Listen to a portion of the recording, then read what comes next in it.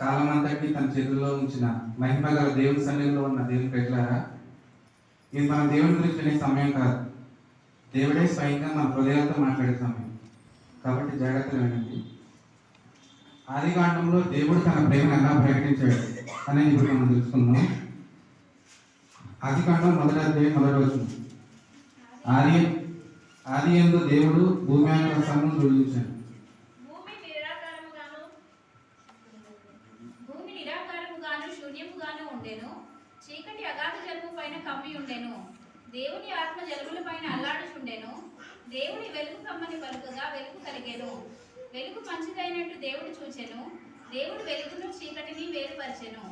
దేవుడు వెలుగు పగలనియు చీకటిని రాత్రి అనియు వేరు పెట్టెను.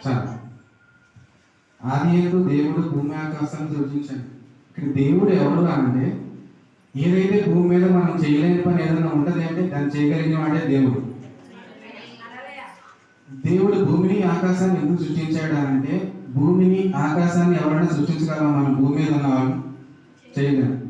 కాబట్టి దేవుడు ఎందుకు సృష్టించాడు అంటే, దేవుడు మహిమను మనం తెలుసుకోవడానికి. దేవుడు ఉన్నాడు, దేవుడే భూమిని సృష్టించాడు అని చెప్పేసి మనం తెలుసుకోవడానికి, దేవుడు మహిమను మనం తెలుసుకోవడానికి మాత్రమే దేవుడు భూమిని ఆకాశాన్ని సృష్టించాడు. దేవుడు ఇంకా మన కోసం ఏం చేశాడు అంటే, ఆకాశాన్ని భూమిని సృష్టించాడు, వెలుగుని చీకటిని వేరు చేశాడు. ఏ విధంగా అయితే చీకటి నుంచి వెలుగును వేరు చేశాడో, అలాగే మన జీవితాల్లో ఉన్న చీకటిని కూడా వేరు చేసి వెలుగును మనకి ఇస్తాడు. అట్లాగే ఒక తండ్రికి ఒక బిడ్డ పుట్టిందని తెలిసినప్పుడు ఆ బిడ్డకు కావాల్సినవన్నీ కూడా తండ్రి సమకూరుస్తాడు. ఇప్పుడు ఎవరైనా ఆడపిల్ల పుట్టిందని తెలిస్తే ఫ్యూచర్ ఆలోచించి దానికోసం ఏం చేయాలని చెప్పేసి ఆలోచిస్తూ ఉంటారు. అట్లాగే దేవుడు కూడా మానవ జాతి కోసం, మన కోసమే ఈ ఆకాశాన్ని భూమి సృష్టించాడు. మనకు వెలుగు కావాలని చెప్పేసి వెలుగునిచ్చాడు. అట్లాగే చెట్టుల్ని, మొక్కల్ని, సముద్రాలని, పక్షులన్నింటినీ, జంతువులన్నింటినీ మన కోసమే చేశాడు. తర్వాత మనం సృష్టించాడు. అంటే భూమి మీద లేని దాన్ని మన ఉనికి తీసుకొచ్చాడు. దేవుడు తన స్వరూపం నరుని సృష్టించాను, స్త్రీ కానీ పురుషుని కానీ సృష్టించాను. అంటే అంతకుముందు లేదు ఈ స్త్రీ కానీ పురుషుడు కానీ, మనకు ఒక ఉనికిని తీసుకొచ్చాడు. ఇదంతా ఎవరి కోసం చేశాడు అంటే, దేవుడు మన కోసమే. ఈ ఆకాశాన్ని, భూమిని, ఈ పక్షుల్ని, ఈ చెట్టుల్ని, అన్నింటినీ కూడా. తర్వాత ఆదికాండం 2:5 అది వరకు పొలం మందలు ఏ పదవి భూమి మీద ఉండలేదు, పొలం మందలు ఏ చెట్టు మొలవలేదు. ఎలా అనగా దేవుడే యెహోవా భూమి మీద వాన కురిపించలేదు, నేలను సేద్యపరచుటకు నరుడు లేడు. ఇక్కడేమో నరుడు సృజించాలని చెప్పేసి ఉంది, కానీ ఇక్కడ నరుడు లేడు అని చెప్పేసానంటే, ఇక్కడ మనకి జీవాన్ని ఇస్తున్నాడు దేవుడు. 2:5 అంతకుముందు ఒక ఫార్మేషన్ వచ్చి నాకు ఫార్మ్ చేశాడు దేవుడు మనిషిని, స్త్రీ పురుష అనే జాతిని. ఇక్కడ స్వయంగా దేవుడే తన చేతిలో చేస్తున్నాడు. ఆ తర్వాత భూమి నుండి ఆవిరిని తీసి వర్షాన్ని కురిపించి మట్టిలో నుంచి దేవుడు చేశాడు మనిషిని. ఆ మనిషిని ఆదాము అని పేరు పెట్టాడు. ఆదాము కోసం ఏదైనా తోటని సృష్టించాడు.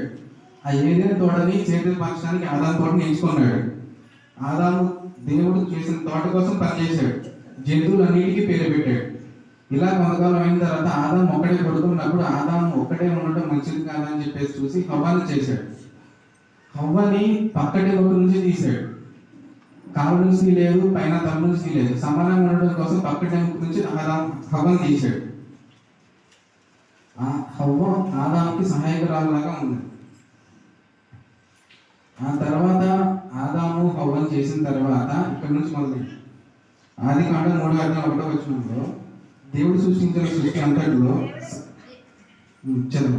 దేవుడైన యెహోవా చేసిన సమస్త భూజంతువులలో సర్పము యుక్తి గలదై ఉండెను. అది ఆ స్త్రీతో, ఇది నిజమా? ఈ తోట చెట్లలో దేని ఫలములైనను మీరు తినకూడదని దేవుడు చెప్పెనా అని అడిగెను. అందుకు స్త్రీ, ఈ తోటలో చెట్ల ఫలములను మేము తినవచ్చును.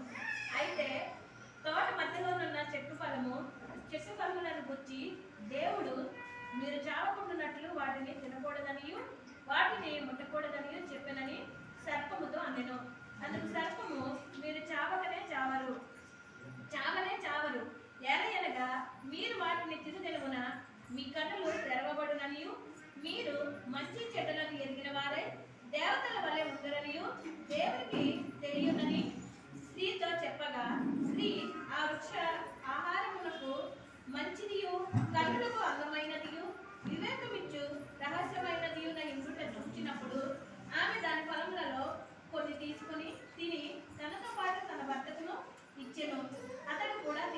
సరే.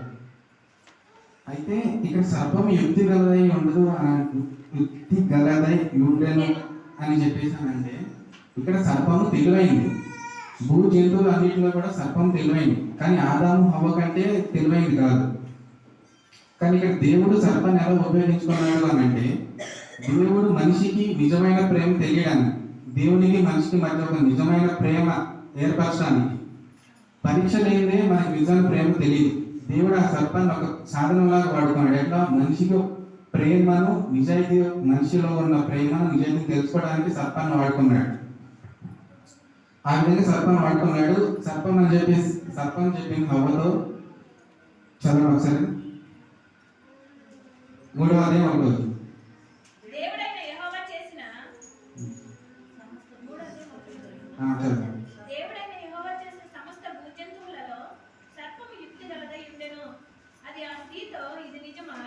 ఈ తోట చెట్లలో దేని ఫలమునైనను మీరు తినకూడదని దేవుడు చెప్పెనా అని అడిగెను. అందుకు స్త్రీ, ఈ తోట చెట్ల ఫలములను మేము తినవచ్చును. అయితే తోట మధ్యనున్న చెట్టు ఫలములను గూర్చి దేవుడు మీరు చావకుండానట్లు వాటిని తినకూడదనియు వాటిని ముట్టకూడదనియు చెప్పెనని సర్పముతో అనేను. చాలు. ఇక్కడ దేవుడు ఫస్ట్ ఆదాము చెప్పాడు, ఒక ఆజ్ఞ ఇచ్చాడు, మీ ఇక్కడ ఉన్న చెట్లన్నింటిలో పండ్లన్నీ తినొచ్చు, కానీ ఈ పండుగ మాత్రం మంచి చెడ్డలు ఫలాన్నిచ్చే పండుగ మాత్రం తినదని చెప్పేసి చెప్పాడు. కానీ ఆ హవ్వకు ఎవరు చెప్పారు? దేవుడు ఆదాముకు ఆజ్ఞ ఇచ్చాడు. ఇక్కడ హవ్వకు ఎవరు చెప్పలేదు. ఇక్కడ హవ్వకు ఎవరు చెప్పారు అంటే ఆదామే చెప్పాడు. సర్పము హవ్వతో మాట్లాడుతున్నప్పుడు ఆదాము ఎక్కడ ఉన్నాడు? పక్కనే ఉన్నాడు. ఇక్కడ ఫస్ట్ తప్పు చేసింది ఎవరు? ఆదాము.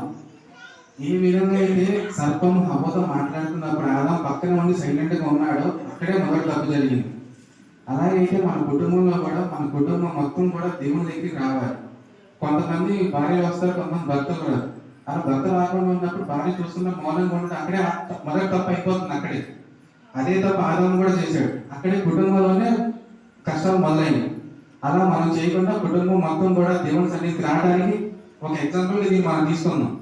కాబట్టి మన కుటుంబాన్ని వదలకుండా మన కుటుంబం అంతా కూడా దేవుని సన్నిధికి రావాలి. ఏ విధంగా అయితే సర్పము హవ్వను అలా చేసిందో అలాగే మన కుటుంబంలో ఎవరు ఒకరిని కూడా సైతం అలాగే చేస్తూ ఉంటారు. వాటన్నింటినీ దూరం చేసి మనం ఏకమై దేవుని సన్నిధికి రావాలి. ఆ తర్వాత ఆ టైంలో దేవుడు ఎక్కడ ఉన్నాడు అంటే దేవుడు కూడా గమనిస్తూనే ఉన్నాడు. దేవుడు మధ్యలోకి రాలేదు. ఒకవేళ దేవుడు మధ్యలోకి వస్తే ఆ మనిషి దేవుడి మీద చూపించే ప్రేమ స్వచ్ఛమైనది ఉండదు. అది ఒక బలవంతంగా దేవుడు మనిషిని తన ప్రేమించడానికి ఉపయోగించుకున్నట్టు అవుతుంది. దేవుడు మనిషిని స్వేచ్ఛనిచ్చాడు. ఆ స్వేచ్ఛలో ఒక పరీక్ష పెట్టాడు సర్పం ద్వారా. దేవుడు మనిషి తన మీద చూపించే ప్రేమను తెలుసుకోవడానికి.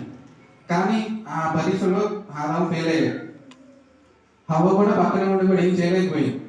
దేవుడు లేడా అంటే దేవుడు ఉన్నాడు. దేవుడు అన్నింటినీ గమనిస్తా ఉన్నాడు. ఆదాము ఏం చేస్తాడు నా కోసం అని చెప్పేసి. కానీ సర్పం కూడా విజయం సాధించింది. ఇక్కడ సర్పాన్ని ఎవరు వాడుకున్నారు అంటే సైతాన్ వాడుకున్నారు. ఇక్కడ సైతాన్ ఎక్కడి నుంచి వచ్చిందనంటే ఈ దేవుడు భూమిని ఆకాశాన్ని సృష్టించిన మునుపు పరలోకంలో దేవదూతలందరూ దేవుణ్ణి ఆరాధిస్తున్నప్పుడు లూసిఫర్ అనే ఒక దేవదూత ఈ మహిమంతా నాది, నేను దేవుడిని ఆరాధిస్తున్నాను, ఇదంతా నాకే చెందాలి అని చెప్పేసి ఆ లూసిఫర్ అనే ఒక దేవదూత దానికి ఒక గర్వం వస్తుంది. ఆ గర్వం వచ్చినప్పుడు దేవుడు దేవదూతల మీద కోపం వచ్చి దాన్ని విరిచేసి కిందకి పంపించేస్తాడు, కిందకి పడేస్తాడు. ఇట్లా కాదని చెప్పేసి దేవుడు ఆ దేవదూత లూసిఫర్ అనే దేవదూత పైనుంచి కింద పడేలోపు దేవుడు భూమి మీదకి వచ్చి భూమి మీద మనుషులందరికీ మనం సృష్టించాడు. అప్పుడు ఈ దేవుడు మనిషిని సృష్టించి మనిషిని ప్రేమించాలి, మనిషికి దేవుడికి సంబంధం కలిగి ఉండాలని చెప్పేసి అనుకున్నాడు. కానీ అది ఆ సైతానికి ఇష్టం లేదు. అందుకని ఆ సైతాన్ని సర్పం ద్వారా వాడుకుంది. ఆ సర్పం ద్వారా ఆదాముని హవ్వని దూరం చేయాలని చెప్పేసి వాడుకుంది.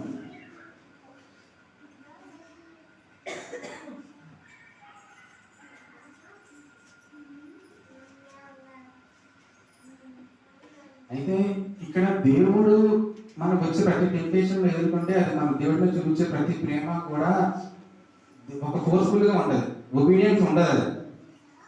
కాబట్టి మనం కూడా దేవుణ్ణి స్వచ్ఛంగా స్వేచ్ఛగా ప్రేమించడానికి మనకు వచ్చే డిస్ట్రాక్షన్స్ అన్నింటినీ కూడా వదులుకొని దేవుడికి ఒక అవకాశం ఇద్దాం. ఆదాము ఎలా ఇవ్వలేకపోయాడు. కనీసం మనమన్నా కానీ మనకి చెడు ఏంటో మన చెట్టు మనకు తెలుసు. ఆ చెడుని మనం వదిలేద్దాం ఈ రోజు నుంచి. ప్రతి మనిషికి ఒక డేట్ ఉంటుంది కొత్తగా. ఇప్పుడు ఎగ్జాంపుల్ నన్ను చూసుకుంటే నేను అంతకుముందు చాలా చేశాను. నేను ఈ విధంగా ఇప్పుడు నేను ఇక్కడ నుంచి మాట్లాడుతున్నాను అంటే దేవుడు నన్ను సెలెక్ట్ చేసుకోకపోతే ఇలా మాట్లాడేవాడిని కాదు. ఇది జస్ట్ ప్రయత్నం మాత్రమే, ఇంకా చేయాల్సింది చాలా ఉంది.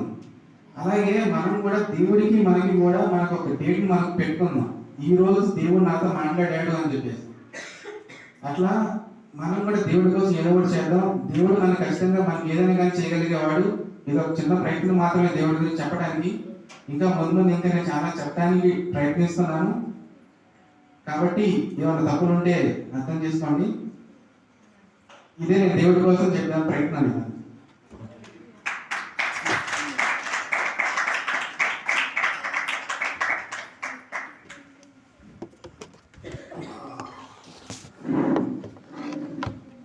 దేవునికి స్తోత్రం కలుగును గాక. హల్లెలూయా.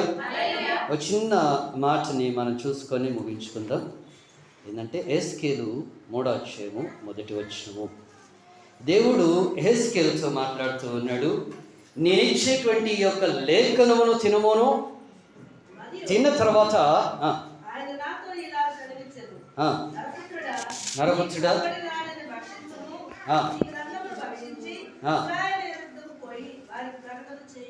దేవునికి స్తోత్రం కలుగును గాక. మీ దగ్గర ఉన్నటువంటి గ్రంథాన్ని ఏం చేయమన్నాడు దేవుడు? భక్షించము, తినము. ఎలా తినాలి? ఆధ్యాత్మికంగా తినాలి. రోజు దీన్ని చదవాలి, ధ్యానించాలి. ధ్యానించిన దాన్ని ఏం చేయాలి? సైలెంట్ కూర్చోద్దంట. ఏం చేయాలంటుండు? దాన్ని ప్రకటించు. ప్రకటించడం ద్వారా నా విశ్వాసం, ప్రకటించేటువంటి నా విశ్వాసం. ఎక్కడైనా చిన్నగా లోపం ఉంటే అదే 1 తెస్సలోనిక 3వ అధ్యాయము 9వ వచనంలో ఓ మాట అంటున్నాడు చూడండి. 1 తెస్సలోనిక 3వ అధ్యాయము 9వ వచనం.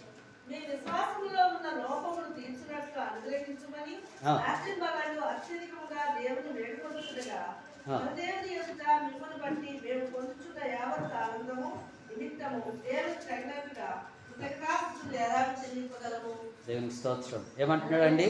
చదువుతున్నటువంటి వాక్యము, ధ్యానిస్తున్నటువంటి వాక్యము ఏదెక్కడైనా కానీ నాలో లోపం ఉంటే నేను ఎలా దేవునికి కృతజ్ఞతాస్తుతులు చెల్లించగలను? నేను ఎలా దేవుని యొక్క సన్నిధానంలో ఆనందంగా ఉండగలను? నేను ఎలా నా జీవితం సంతోషంగా నేను గడపగలను? హల్లెలూయా. మరి వాక్యాన్ని గమనిస్తే అమ్మగా చెప్పింది కావచ్చు, లేకపోతే తమ్ముడు చెప్పింది కావచ్చు, మనము దేవుల్లో ఎదగటం ఎలా? ఎదగాలి అంటే గనక మనలో లోపం ఉండకూడదు. ఏముండకూడదు? మనలో లోపం అన్నది ఉండకూడదు. దేవుడు మనల్ని పిలుచుకున్నాడు, ఏర్పాటు చేసుకున్నాడు కనుకనే, దేవుని యొక్క రక్షణ మనకి ఇచ్చినాడు కనుకనే, దేవుని నడిపింపు మనకున్నది కనుకనే ఈ రోజున, ఇప్పుడు, ఈ క్షణాన, ఈ టైం దాకా మనం ఇక్కడ ఉన్నాం. హల్లెలూయా. కనుక ఈ యొక్క సమయంలో ఎత్తబడిన వాక్యాన్ని దేవుడు దీవించే విధంగా చిన్న ప్రార్థన చేస్తాము, ముగించుకుందాం. వాక్యం నిమిత్తమై ప్రార్థన చేస్తాం. మనందరం మోకరించినట్లయితే మన కళ్ళు మూసుకొని మనం ప్రార్థన చేస్తాం. అయ్యా, ఇంతవరకు నేను నాతో మాట్లాడిన అందరిని బట్టి మీకు వందనాలు అనేసని దేవుని కృతజ్ఞతాస్తుతులు చెల్లిస్తాం. మీ యొక్క దైవజనురాల్ని తండ్రి, మరి మీ యొక్క సెలవు చాటును మరుగుపరిచినారు. అయ్యా, ఆనాడు మోషేతో మీరు మాట్లాడినట్టుగా అయ్యా ఈ రోజున మీరు మాతో మాట్లాడి ఉన్నారు. సంఘము అభివృద్ధి చెందుటకై, సంఘము బలము పొందుకోవాలన్నారు, సంఘము ఐక్యత కలిగి ఉండాలన్నారు, సంఘము తండ్రి ప్రార్థనలో ఉండాలన్నారు, సంఘము వాక్యాన్ని ధ్యానించాలన్నారు, సంఘము వాక్యము చదవాలన్నారు, సంఘము తండ్రి అయ్యా ఉన్న పరిస్థితుల్లోనైనా మంచి సాక్ష్యమును కలిగి ఉండాలనేసి అన్నారు తండ్రి.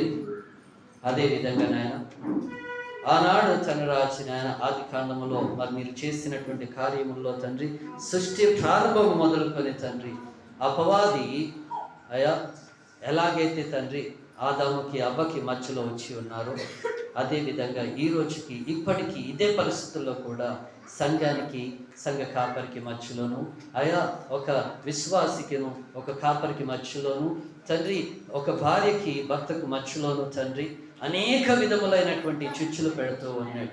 అయా ఆ చిచ్చులు పెట్టేటువంటి పాపము నుంచి సంఘము, సంఘ సభ్యము ప్రతి ఒక్కరు తప్పించుకొని తండ్రి అయా నిజమైనటువంటి నాయన అయా సంఘముగా కూడుకొనుటకును ఐక్యత కలిగి ఉండటకు సహాయం దయచేయండి.